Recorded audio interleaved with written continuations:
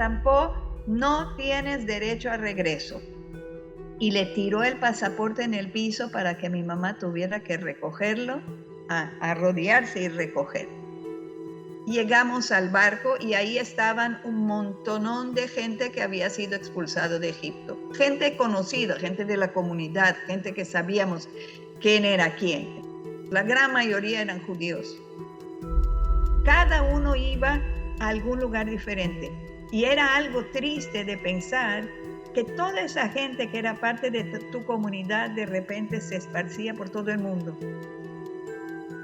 Bueno, amigos, hoy estamos con Daniela Cohen de Lowinger, una mujer nacida en Egipto que ha vivido en países tan disímiles como Italia, Brasil, Israel, Estados Unidos, Panamá. Hoy vive en Panamá y tiene una empresa de artes gráficas y trofeos. Daniela, pues nos conocimos en Panamá. Fuiste de las pocas personas que ha sido tan amable y que se ha acercado a mí cuando yo vivía allí. Y te quiero agradecer primero, la verdad, tu amistad. Pero estamos aquí no para agradecer, sino para eh, hablar un poco de tu vida, porque no nada más eres una persona que vive en Panamá, sino por tus orígenes. Tú naciste en Egipto y fuiste parte de una comunidad que ahora ha desaparecido. Y la verdad se me hace muy interesante que nos hablaras un poco de cómo era la vida de la comunidad judía en Egipto, qué fue lo que le pasó a tu familia y cómo se acabó esta comunidad que era tan numerosa y tan rica, ¿no? Puedo contar por lo que cuentan mis padres de lo que era la comunidad, porque yo salí chiquita, ¿sí? Pero sé, por ejemplo, que había un club judío, hebreo, donde la gente iba, jugaba tenis, se encontraba. Había una vida bastante rica, una vida comunitaria bastante rica. La gente trabajaba, muchos, la mayoría en el comercio, y poco a poco con la subida de Gamal Abdel Nasser empezaron la creación del Estado de Israel, empezaron las situaciones a ponerse difíciles para los judíos. Poco después de la guerra de Sinai en el 56, ¿sí?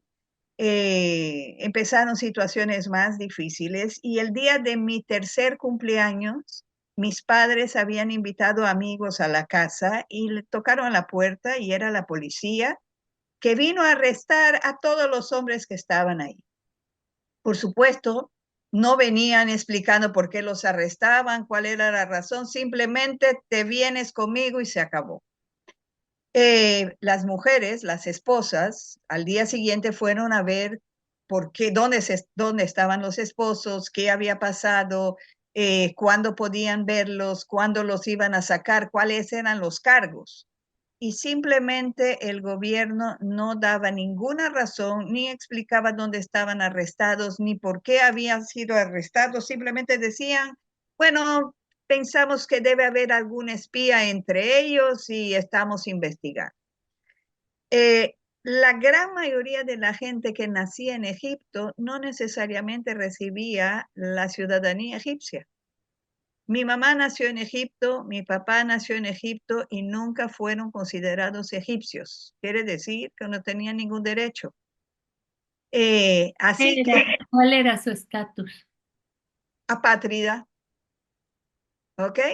Entonces, como apátridas, los judíos sabían que tenían que buscar alguna forma de pertenecer y tener alguna ciudadanía. Mi papá, a través de su papá, a través de mi abuelo, consiguió la ciudadanía italiana. Así que cuando mi mamá empezó a preguntar a las autoridades dónde está mi esposo y no había respuesta, ella se dirigió a la embajada de Italia en el Cairo Y a través de la embajada, la respuesta que recibió fue, si usted quiere ver a su esposo, deberá salir del país, no podrá llevar más que 200 libras egipcias en dinero, que no era mucha cosa, ningún bien de valor, o sea, ni joyas, ni platería, ni nada, y solamente 2 maletas por familia. Ahora, imagínense, en Egipto hay invierno. En invierno hay que poner la ropa de invierno que es gruesa, pesada, etcétera.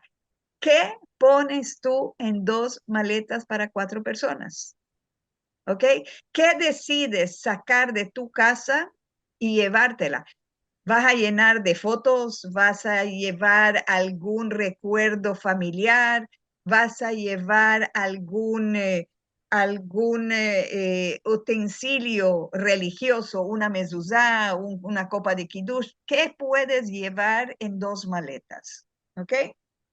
Y bueno, mi mamá empacó 2 maletas, aprovechó con el poco dinero que tenía, compró alguna ropa para mi papá y fuimos en bus desde el Cairo a Alejandría, donde el barco nos llevaría, esperando que veríamos a mi papá ahí.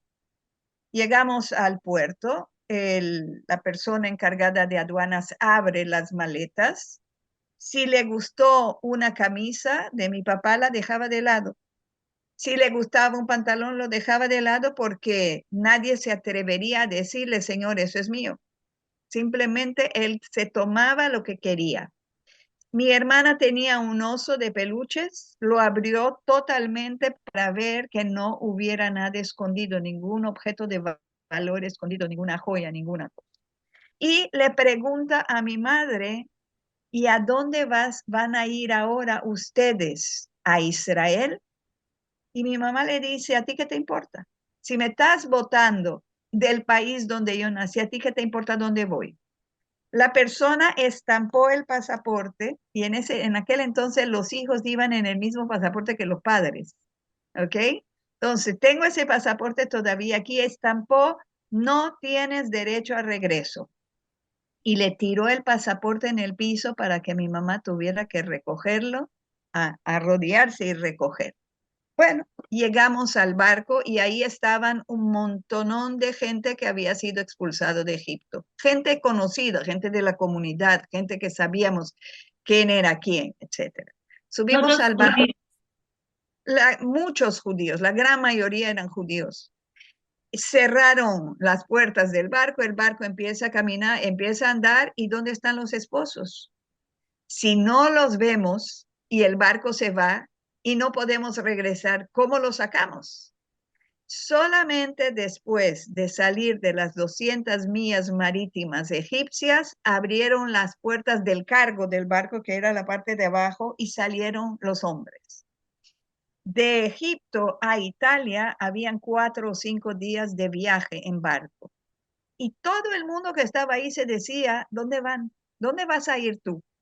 ¿A qué lugar vas a ir? El barco iba a parar en Italia y de Italia cada uno iba a ir, algunos a Brasil, algunos a Francia, algunos a Italia, algunos a Inglaterra, algunos a Estados Unidos. Cada uno iba a algún lugar diferente. Y era algo triste de pensar que toda esa gente que era parte de tu comunidad de repente se esparcía por todo el mundo. Llegamos entonces a Brindisi, un puerto en Italia, y fuimos a un campamento de refugiados. Y nos preguntábamos, mis padres se preguntaban, ¿a dónde vamos? La gente de la agencia judía hacía mucha propaganda, vengan a Israel. Israel acababa de recibir a toda la gente que había salido del holocausto, recibía mucha gente que era expulsada de los países árabes desde 1948 y no tenía las condiciones de recibir refugiados. Llegamos, fuimos a Israel, 4 días después llegamos a Haifa y nos llevaron a un campamento que se llamaba Atlit, que en la época de los británicos era un campamento de refugiados donde guardaban a la gente que llegaba de manera ilegal a Israel para después embarcarlos a Chipre, donde tenían los campamentos de refugiados. Llegamos allá y ¿qué era ese campamento? Eran cabañas con techos de zinc, un cuarto solo, no había, ¿sí? No había luz, no había agua, no había electricidad, no había, para cocinar te daban lo que se llamaba un primus, que era una hornilla chiquitita que podías cocinar con una olla, ¿verdad? Y los baños eran afuera de eran públicos. Para bañarse había que recoger agua y bañarse como se pudiera en un lugar afuera, ¿sí? Entonces, y no había mucha comida en Israel en aquel entonces, era la época de lo que se conoce como la cena, ¿sí? Era una época de mucha dificultad económica, etcétera, ¿no? Y qué año estamos hablando? 57, ¿sí? Mi papá trató de buscar trabajo y no conseguía. Y su padre en aquel entonces precisamente consiguió salir de Egipto y se fue a Italia. Mi abuelo tenía algo de dinero fuera de Egipto, porque él comerciaba con bienes de Irán y de Siria y traía las cosas a Egipto, así que él tenía algo de dinero. Y mi papá empezó en aquella misma época a sentirse mal, se sentía que estaba enfermo. Se fue a Italia, se fue a encontrar con su papá y se dieron cuenta que él tenía una enfermedad incurable, intratable en aquel entonces, tenía cáncer.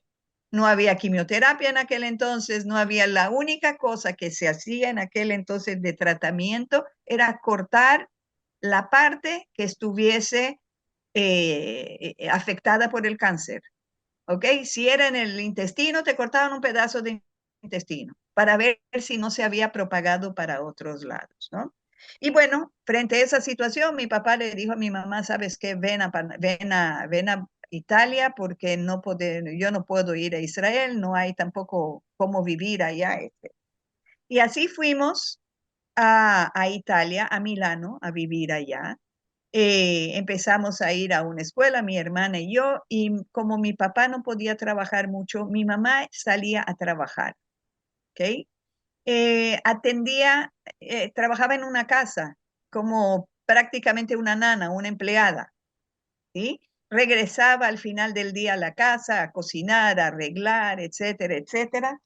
Y todo ese tiempo fueron 5 años en la cual mi papá entraba en un hospital, salía de un hospital, a veces podía salir un poco, a veces podía tratar de trabajar un poco, pero eso fue nuestra vida en Italia.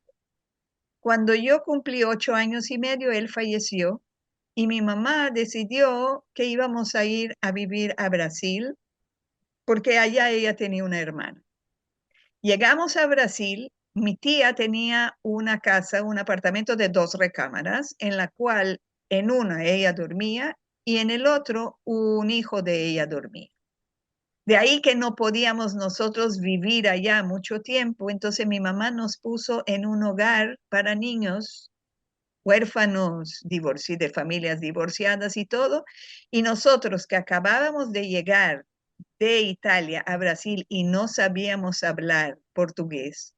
Y acabábamos de perder a mi papá, de repente acabamos de perder a mi mamá también, porque estábamos solas en este lugar. Y era algo bastante difícil, tanto para mí como para mi hermana, empezar en un lugar nuevo, sin nuestros seres queridos, sin conocer el idioma y ver cómo nos adaptábamos. Pero gracias a Dios, mi mamá al poco tiempo consiguió un trabajo, alquiló un apartamento y nosotros empezamos a ir a la escuela, mi hermana a una escuela, yo a una escuela judía que había en Brasil. Yo a los 9 años tomaba un bus y me tomaba 40 minutos llegar a la escuela, ¿sí? Pero era una época en la cual empecé a adaptarme, con el tiempo empecé a ir a un movimiento juvenil sionista, empecé a conectarme con el sionismo, me gustaba mucho la historia judía cuando la estudiaba en la escuela, inclusive yo decía, algún día yo voy a ser maestra para enseñar historia judía, ¿no? Y después de 10 años más o menos, me fui a pasar un año a Israel con un grupo de este mismo movimiento judío sionista, que recogía gente de todos los estados de Brasil que querían viajar a pasar un año allá. Y ahí conocí lo que era la vida en el kibutz. El kibutz donde yo fui era un lugar maravilloso que quedaba al borde del lago Kinneret con las montañas del Golán detrás de nosotros. Íbamos al principio a aprender hebreo cerca, en un lugar cerca, en una escuela que enseñaba maestras más bien, ¿sí? Que era como una midrashá, algo así, ¿no? Y ahí aprendimos algo de hebreo, visitamos muchos lugares en Israel, participamos de la caminata de los 3 días cerca de Jerusalén y el tercer día teníamos que entrar a Jerusalén. Era algo que se hacía en los años 70, era muy concurrido. En el año que fuimos llegaron 30,000 personas a participar de este evento y un día después que empezamos la caminata de 30 kilómetros, llovió tanto que cancelaron la caminata. ¿Ok? Así que en vez de 3 días, caminamos un día. Cosa es que después de pasar este año en Israel, regresé a Brasil y le dije a mi mamá, me quiero ir a vivir a Israel. Y mi mamá no estaba de acuerdo. Todavía yo era menor de edad en Brasil para poder ser considerado mayor de edad y decidir lo que vas a hacer de tu futuro, tiene que tener 21 años. Así que esperé un poquito más y volví a emigrar entonces al mismo lugar donde yo había estado, al kibutz, enfrente al Kinneret. Con el tiempo empecé también a ir a la Universidad de Haifa a estudiar historia. Y en el tiempo en la cual yo estaba en el kibutz, yo trabajaba tanto en la cocina, ¿sí? Cocinando, éramos 3 cocineras que cocinaban para 250, 300 personas. Y con el tiempo empecé a darme cuenta que esta ideología de vivir en un lugar donde supuestamente todos somos iguales y todos damos todo y recibimos todo por el bien de la sociedad, en realidad era un poco, si se puede decir, naive, ¿no? ¿Por qué? Porque definitivamente si uno recibe todo lo que necesita, nada te obliga sin tener que pagar por ello, sin tener que devolver, es muy fácil que la gente se acostumbre a recibir sin tener que dar. Y veía mucha gente, había algunas personas, sí, que trabajaban muy bien y todo, pero otros que tomaban su trabajo como algo, bueno, si lo hago, y si no lo hago también, ¿no? Y con eso, en esa misma época, mi mamá había decidido venir a Panamá porque tenía familiares, primos, primas acá, que le habían dicho, si tú eres una viuda y hace tanto tiempo ya eres viuda, y tus 2 hijas una se casó y la otra vive en Israel, ¿por qué no te casas? Y le consiguieron una pareja aquí en Panamá, ¿ok? Y con el tiempo mi mamá me escribía, ven a vivir a Panamá, ven a vivir a Panamá, y yo decidí venir a vivir a Panamá. Pero cada vez que yo pensaba en Panamá, la forma de vida que había en Panamá, yo decía, pero yo quiero regresar a Israel. Hasta el día que un médico que era gastroenterólogo que atendía a mi mamá, le dijo a mi mamá, ¿sabes qué? Tengo un muchacho muy buena gente que es de tu comunidad. Él no era judío, el médico.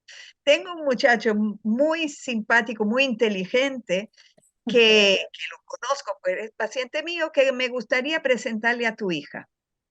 Y así de esta manera, mi esposo un día me llama, o sea, el que es mi esposo hoy, me llamó y me invitó a salir.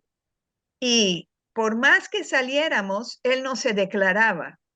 Y yo constantemente le decía, yo me voy a vivir a Israel, yo me voy a vivir, hasta que un día me dice, pero una pregunta, estamos saliendo ya hace 2 meses. Tú siempre dices que te vas a vivir a Israel. ¿Por qué tú crees que salgo contigo? Le dije, yo no sé, ¿tú qué quieres? ¿Que te quieres casar conmigo?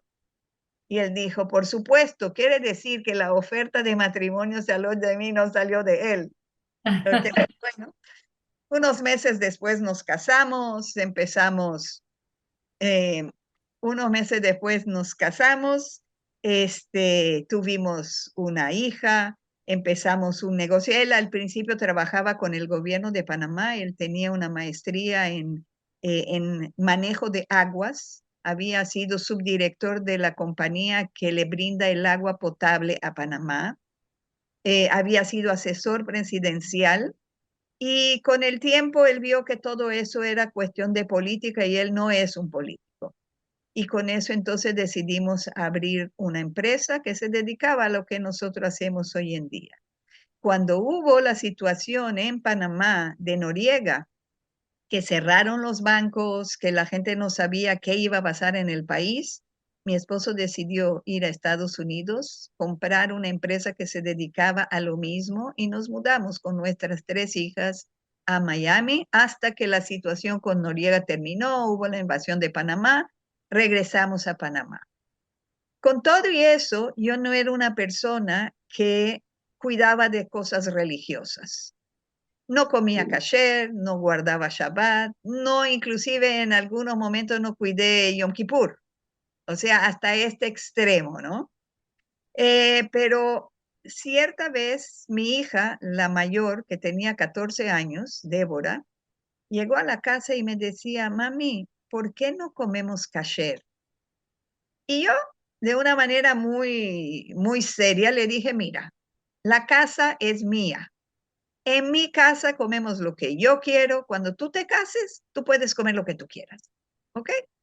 Y mi hija, ok, llegó 2, 3 semanas después, pero mami, ¿por qué no comemos kasher? Y así ese cuento fue como 2 y 3 veces. Hasta que un día vino y me dijo, mami, tú sabes que tú tienes razón. La casa es tuya. Pero yo te quiero pedir que por favor, para mí, ¿me podrías comprar carne y pollo kasher? Yo dije, si yo le compro a ella, voy a tener que cocinarle a ella algo y a mí otra cosa. Entonces, ya sabe que vamos a hacer la casa, la vamos a hacer kasher, pero fuera de la casa comemos lo que queramos. ¿Ok? Y así pasó, llevábamos a veces las niñas a la sinagoga cuando había alguna fiesta de Purim, alguna cosa especial para los niños, llevábamos las niñas a la sinagoga.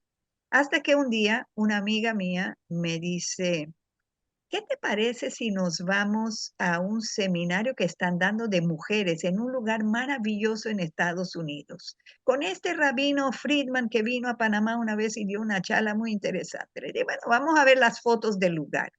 Y vimos un lugar que tenía un lago, que tenía unas cabañas de madera, que tenía un bosque, que tenía, parecía maravilloso, parecía realmente un campamento para mujeres.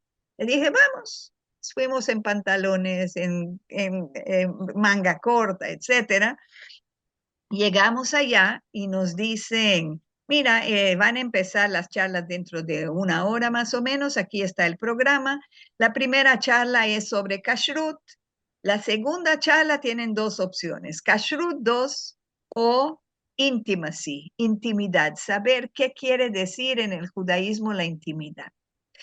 Yo y mi amiga nos miramos y dije, ok, va a Kashrut porque no hay otra, ¿sí? Pero a la segunda clase vamos a ver la intimidad. ¿Qué hablan ellos de intimidad? A ver si aprendemos algo nuevo, ¿ok? La cosa es que entramos a la clase de Kashrut y la persona dice, quiero decirles que todo lo que entra por vuestra boca termina siendo parte de quienes son ustedes. Si tú comes basura, de esto te alimentas, ¿sí? Y eso se refleja después en quién eres, ¿ok? Yo escuché eso y no quise dejar de escuchar la segunda clase. Salí de esto y dije para mí misma, más nunca voy a comer algo que no sea kasher, ¿ok? Bueno, regresamos a Panamá y le dije a mi esposo, lo primero, Ay, no ¿qué quiero. pasó con la de Intimacy? Ah, no fui, yo no sé, porque yo me quedé en la segunda clase de kashrut. O sea, te quedaste picada con lo que era íntima, ¿sí, verdad? No, no sé. La cosa es que llegué a Panamá y le dije a mi esposo, mira, yo no quiero comer más nada que no sea kasher, no quiero ir a restaurantes que no sean kasher. Llega el sábado, me dice, bueno, vamos al trabajo. Le dije, no, yo no quiero ir hoy. Bueno, debe ser que está cansada, pensó. Llega el segundo sábado, me dice, vamos al trabajo. Me dice, no, me dice, ¿no vas a trabajar más los sábados? Me dice, no, yo quiero ir a la sinagoga. Y caminaba 45 minutos para llegar a la sinagoga. ¿Ok? Y así empecé poco a poco a cuidar Shabbat. Quiere decir, en ese primer seminario cambié lo que comía y empecé a guardar Shabbat. En ese mismo seminario me mandan un email una vez y me dicen, estamos programando un viaje para mujeres a Israel. ¿Ok? Le dije, ay, yo quiero ir. ¿Ok? Bueno, llegué a Israel, yo llevaba una sola falda porque yo no tenía falda y llevaba pantalones. Cada vez que íbamos a algún lugar, las mujeres se ponían faldas, no eran religiosas, no necesariamente religiosas, pero se ponían faldas y yo andaba con mi única falda que ya caminaba sola, ¿ok? La gente de mí me decía, oye Daniela, tu falda ya, nada que ver, ella camina sola. Llegué a Panamá, abrí mi armario, boté todos mis pantalones, todos, 60 pantalones, y empecé a usar solamente faldas, ¿ok? Y poco a poco empecé a estudiar. Empecé a traducir clases del francés al español y le daba a mis amigos clases de semanales, ¿sí? ¿De qué? Con el tiempo, ¿De qué? de Torah, de la parasha de la semana, de cosas así. Una vez empecé a preguntarme si cada uno de nosotros viene a este mundo con alguna tarea especial que hacer, con una misión. ¿Cómo uno sabe qué vino a hacer? ¿Cómo tú te das cuenta que no, Dios te puso a este mundo para hacer esto? ¿Ok?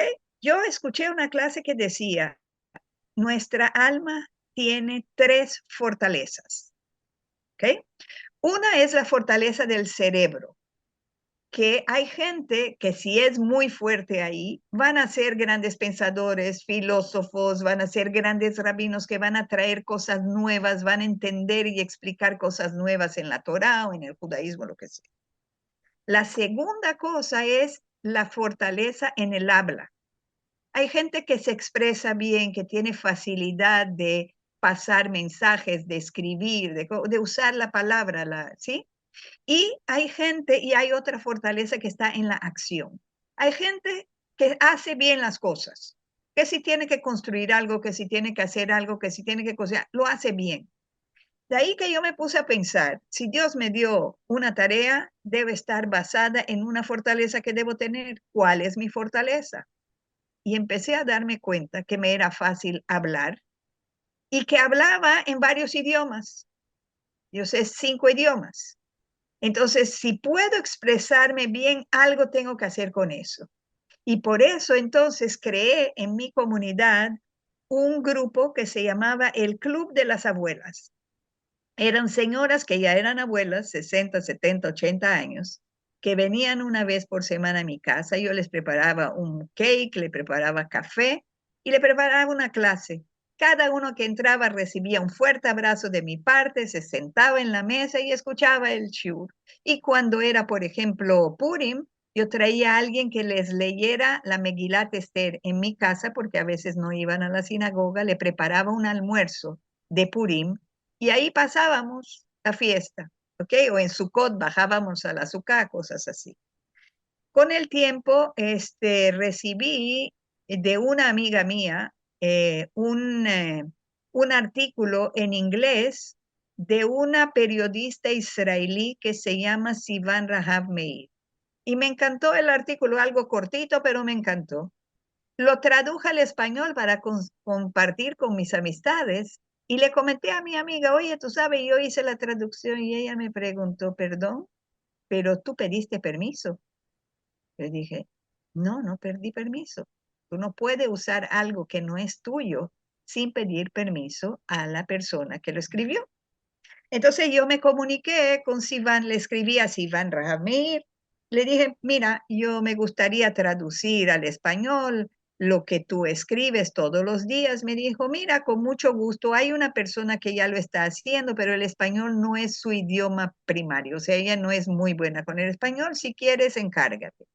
Bueno, eso hace 5 años que empecé a traducir a diario y hoy en día el site en español tiene como 5.000 seguidores.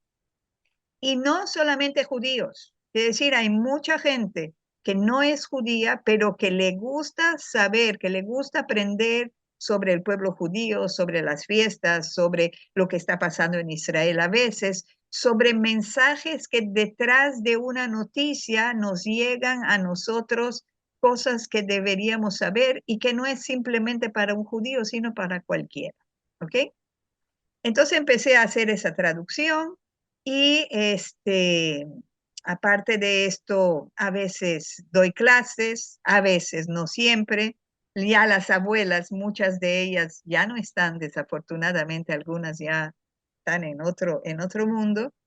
Y traduzco a partir de la traducción de Sivan, hace unos meses atrás salió un proyecto nuevo promovido por la agencia judía que tenía una inquietud de transmitir a la juventud, a los estudiantes de escuelas judías en Estados Unidos, en Latinoamérica, enseñanzas sobre Torah, pero también sobre Israel, cómo conectar Torah a Israel y que les llegue a los hogares o a los estudiantes, etcétera. Así que empezó la porción semanal de Sivan, que también soy su traductora, y todas las semanas, el miércoles, mandamos a las escuelas interesadas el folleto y ellos pueden imprimirlo y mandarlo a las escuelas.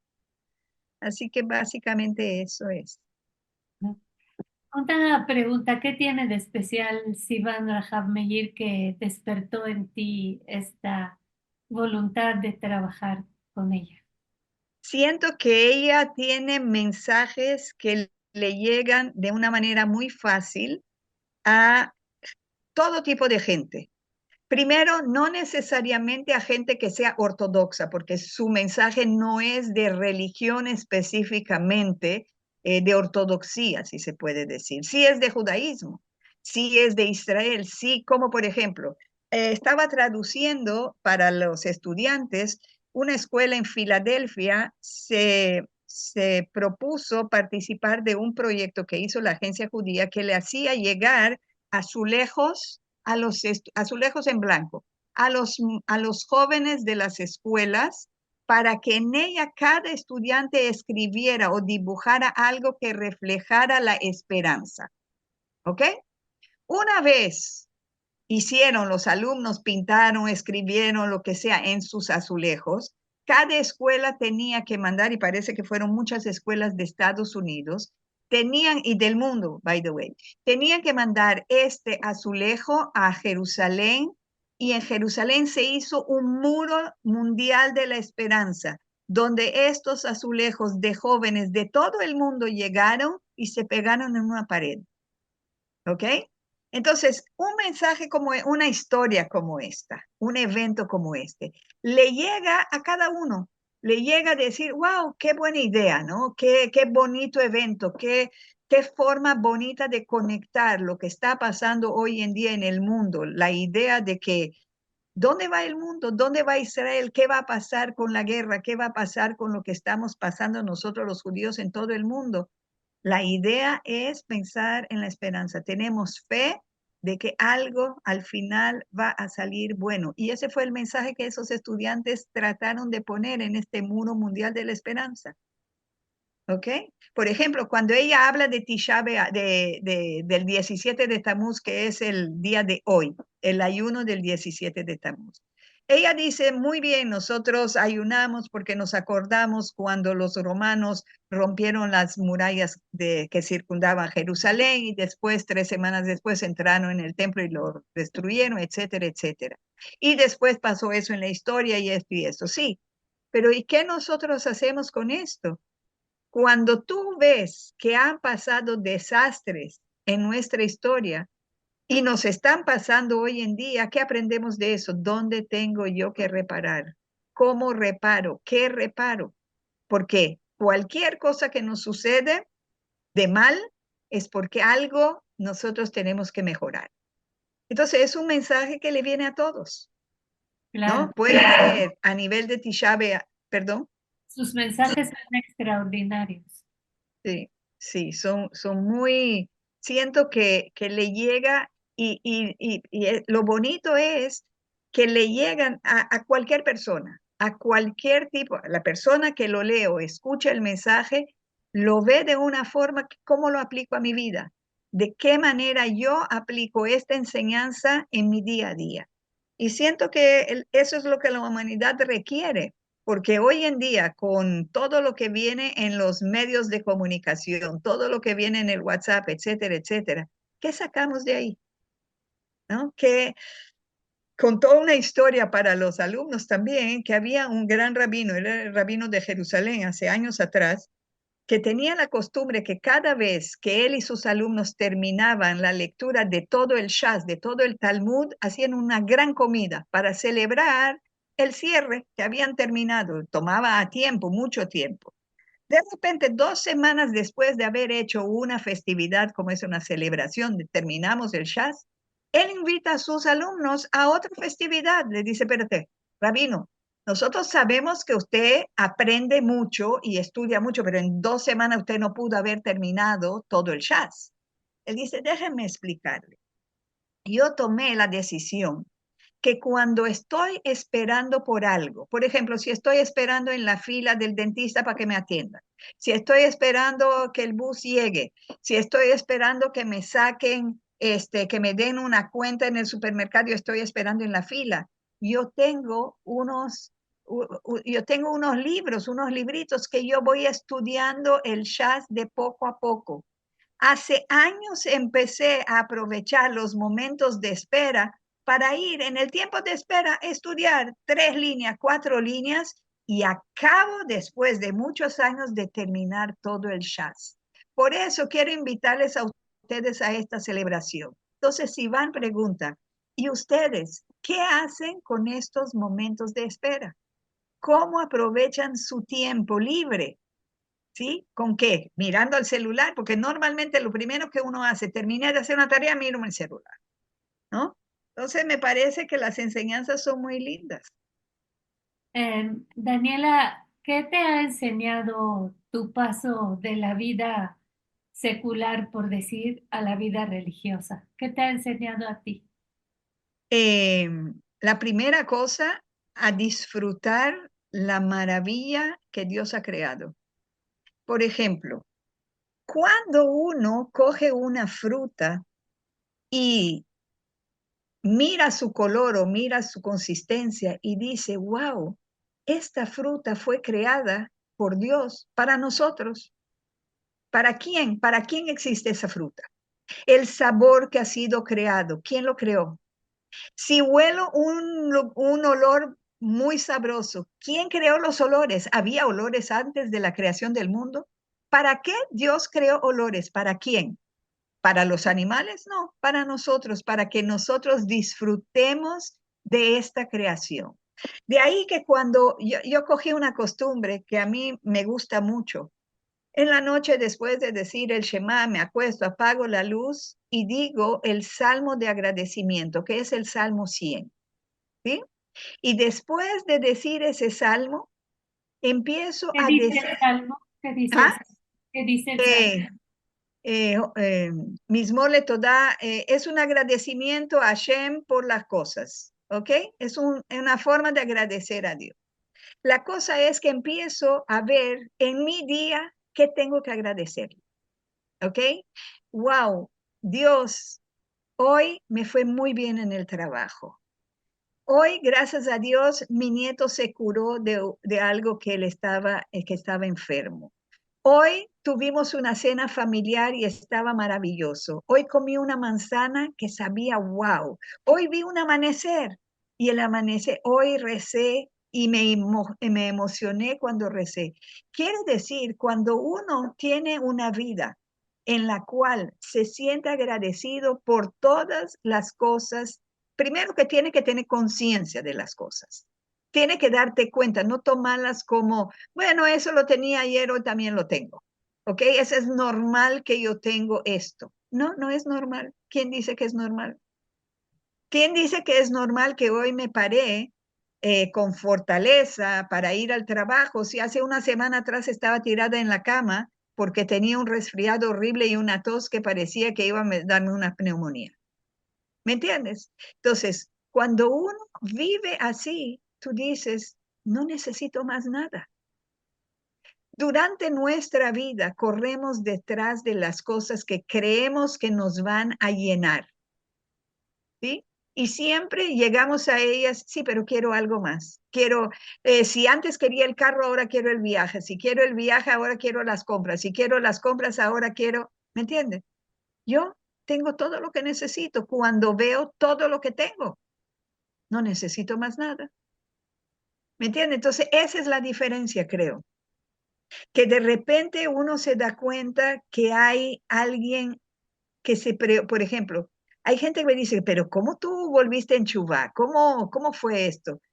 Yo digo que sentí como si hubiera una fuerza que me jalaba hacia, ¿ok? Como si pudiese decir yo, como si Dios me abrazaba y me dijera, llegó tu momento ahora. Y eso, que no lo hice cuando tenía 20 ni 30 años, lo hice cuando tenía 52 años. O sea, muda toda tu vida.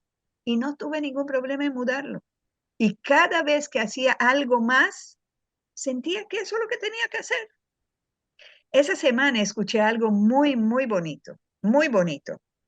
Nosotros tendemos a, una vez que nuestros padres ya no están, a decir, wow, yo podría haber hecho eso con mi mamá. Wow, no aproveché el momento ese para estar más con ella y ahora ya no hay tiempo, ya se fue, ¿ok?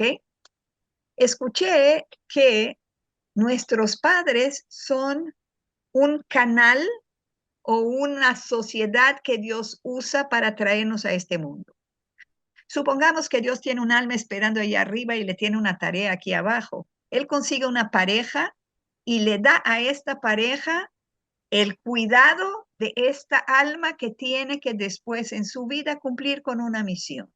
¿Ok? Quiere decir que nuestros padres son nuestros socios, de cierta manera, son los que invierten en nosotros para que nosotros podamos traer los dividendos en este mundo. Porque en el mundo de arriba ya no hacemos nada. ¿Ok? Muy bien.